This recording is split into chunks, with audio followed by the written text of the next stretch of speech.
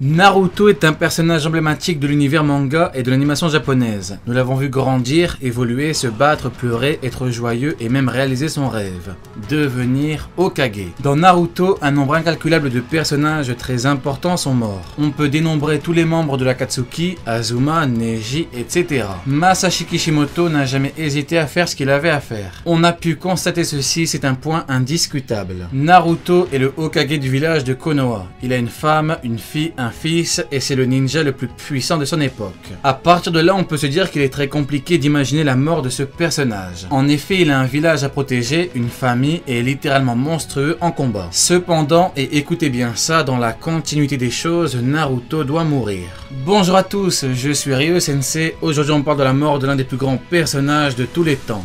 Uzumaki Naruto. Boruto est la suite de Naruto, une œuvre phénoménale qui a marqué le monde entier. Qui ne connaît pas l'œuvre Naruto? Qui ne connaît pas son personnage principal, Naruto Uzumaki? Dans Naruto, on a eu deux grandes parties et une fin. Naruto enfant, Naruto ado et Naruto adulte. À la fin de Naruto, on a rapidement enchaîné avec Boruto. Boruto, c'est Naruto Hokage, donc Naruto adulte, avec beaucoup de responsabilités et c'est surtout l'œuvre du fils de Naruto, donc Boruto. Au tout début de Boruto, on nous annonce quelque chose d'assez incroyable.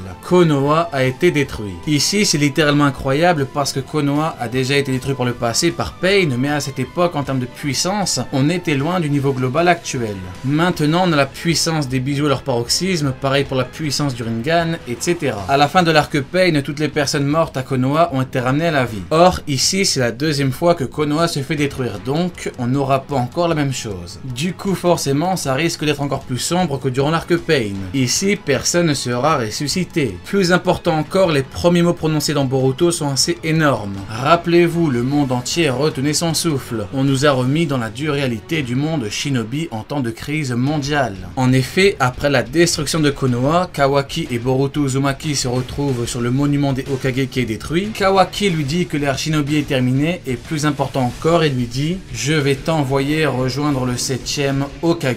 Ici, on a plusieurs éléments qui nous amènent à une seule et même conclusion qu'on verra juste après. L'ère des shinobi est révolue. Qu'est-ce que ça veut dire? Pourquoi dire ça? Quelles sont les conséquences? Ici, une page se tourne. On assiste à une véritable révolution du monde que nous connaissons. L'ère des shinobi, ça veut dire l'époque des ninjas. Les villages sont gouvernés par des ninjas. Les hommes les plus puissants sont des ninjas. Il y a une énorme économie autour des ninjas, etc., etc. Si elle est révolue, ça veut dire qu'on est passé à une autre époque et que la grande majorité des ninjas sont morts ou qu'ils ont arrêté d'exercer en tant que ninja. Ici, Boruto commence comme ça pour que nous soyons prévenus de ce qu'il va se passer. On ne nous en dit pas trop, mais juste assez pour que l'on se rende compte des conséquences. Les conséquences, c'est un changement radical du monde.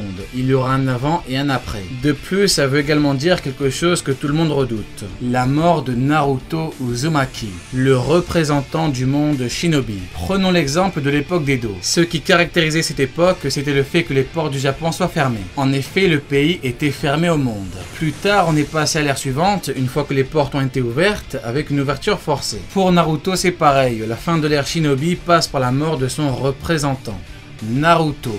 De plus, imaginez l'impact de sa mort. Naruto a inculqué des valeurs essentielles à beaucoup d'entre nous. Naruto, c'est une philosophie de vie, c'est la détermination, c'est l'amitié, c'est la persévérance. C'est le travail qui bat le talent, c'est ne pas juger les gens sans les connaître. Naruto représente ces valeurs, des valeurs qu'il a transmises à son fils. Boruto. Sa mort, c'est un deuil international, c'est quelque chose d'historique, tout simplement. Maintenant, on va se pencher plus en détail sur le cas de la mort de Naruto. En effet, il serait simple de dire qu'il est impossible qu'une telle mort ait lieu, sauf que non, c'est faux. Je m'explique.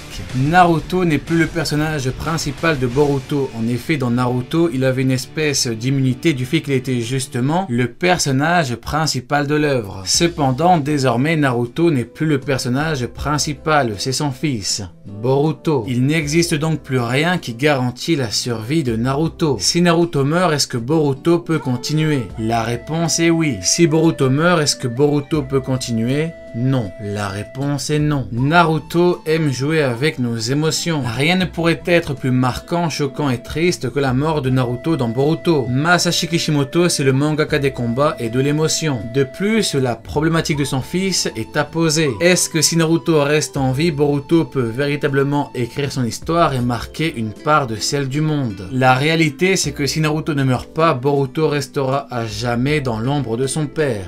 Boruto dit bien, ce n'est pas l'histoire d'un garçon qui a pour objectif de devenir Hokage, ce n'est autre que mon histoire. Mais puisque je suis le fils du 7e Hokage, je ne peux pas empêcher que mon père finisse par être impliqué dans l'histoire. Et il dit également, je vais dire ça de mon temps, c'est mon histoire, sauf un tout petit peu au début, c'est l'histoire de moi et de mon père. Ce ne sont pas mes mots mais ceux de Boruto. Naruto a toujours répété qu'il deviendrait Hokage et il est devenu Hokage. C'est triste à dire mais Boruto a besoin de la mort de son père, Naruto. Et d'ailleurs en 2018, un éditeur de Boruto a déclaré que Boruto allait prendre une tournure très sombre. Ne parlerait-il pas de la mort de Naruto par hasard ? Qui sait? Naruto n'est pas immortel. En termes de puissance, Naruto est monstrueux, c'est le héros de Konoha et le sauveur du monde. Il a progressé jusqu'à atteindre une puissance colossale, c'est tout simplement le ninja le plus puissant de l'ère ninja. Mais Naruto peut mourir. À la fin de Naruto, Masashi Kishimoto a ouvert une énorme brèche de puissance, les Otsutsuki. Dans Boruto, on exploite clairement cette brèche et le niveau de puissance global ne cesse d'évoluer. C'est simple, Naruto peut mourir et Naruto peut mourir de la main d'un adversaire. De plus, Naruto peut se sacrifier pour sauver le monde et emporter son adversaire avec lui. D'ailleurs, ici, ça nous ramène au père de Naruto, Namikaze Minato, qui s'était sacrifié pour sceller Kyuubi. De plus, dans Boruto, on a un rapport très fort entre les Otsutsuki et le fait d'être scellé dans un hôte. Donc, est-ce que Naruto ne va pas sceller son adversaire le plus puissant tout en mourant pour sauver le monde? Naruto est un Uzumaki et le clan Uzumaki est un clan réputé pour sa grande maîtrise du Fuinjutsu,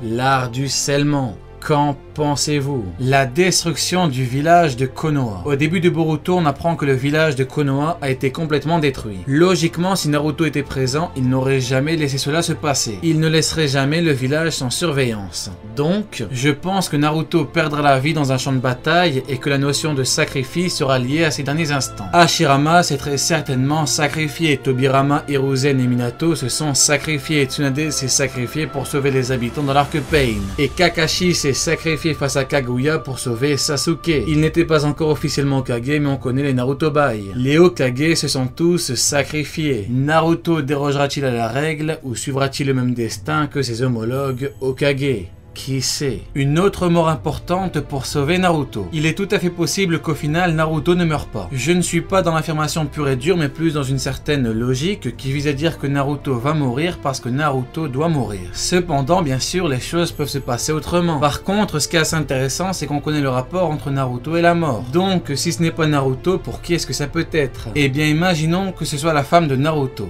Hinata. En partant du principe que l'on s'attend à la mort de Naruto mais que finalement c'est Hinata qui meurt, entre la colère du père et celle du fils, on aurait une double rage intense et une montée en puissance colossale. On pourrait même pourquoi pas avoir un combat en duo, Naruto-Boruto. Si Hinata meurt, Boruto deviendra beaucoup plus fort, ça bouleversera la famille Uzumaki ainsi que le monde tout entier. On aurait ici l'élément déclencheur pour que Boruto comprenne qu'il est encore beaucoup trop faible et ça laisserait Naruto dans la trame principale. Après le X et je cite, je vais t'envoyer rejoindre le 7e Hokage. Est-ce que Kawaki ment? Est-ce qu'il pense que Naruto est mort alors que ce n'est pas le cas? Ça, on ne sait pas. De plus, si Naruto meurt, ce ne sera pas avant la deuxième grande partie de Boruto, donc dans environ 3 ans. Certes, c'est dans assez longtemps, mais je préfère anticiper parce que la mort d'un symbole tel que Naruto, c'est pas n'importe quoi. Naruto a tout accompli. Il a réalisé son rêve de devenir Hokage, il a ramené son meilleur ami Sasuke au village, Hiruka est fier de lui, Jiraiya était fier de lui, Tsunade est fier de lui, Kakashi est fier de lui, tout le monde est fier de lui. Konohamaru est devenu puissant et responsable. C'est un grand chef de village, c'est le ninja le plus puissant et sa femme ainsi que ses enfants sont heureux. En réalité, comme le dit Sasuke, il faut laisser la nouvelle génération surpasser la précédente. Hashirama, qui était respecté de tous, a laissé sa place à son frère.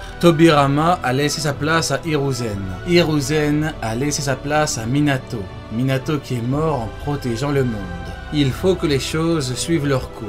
Naruto mourra mais ne disparaîtra pas parce qu'il restera tout jamais dans nos cœurs et dans nos mémoires. Il sera toujours présent en chacun de nous. En digne Hokage et fils de Minato, il n'hésitera pas à donner sa vie pour sauver le monde ainsi que les siens. Il n'a plus rien à prouver. On sait ce qu'il a fait, on sait qui il est, on sait ce qu'il vaut. Quoi qu'il arrive, Naruto est et restera à tout jamais une légende. Allez, Jané, tu n'auras pas regardé ma vidéo pour rien.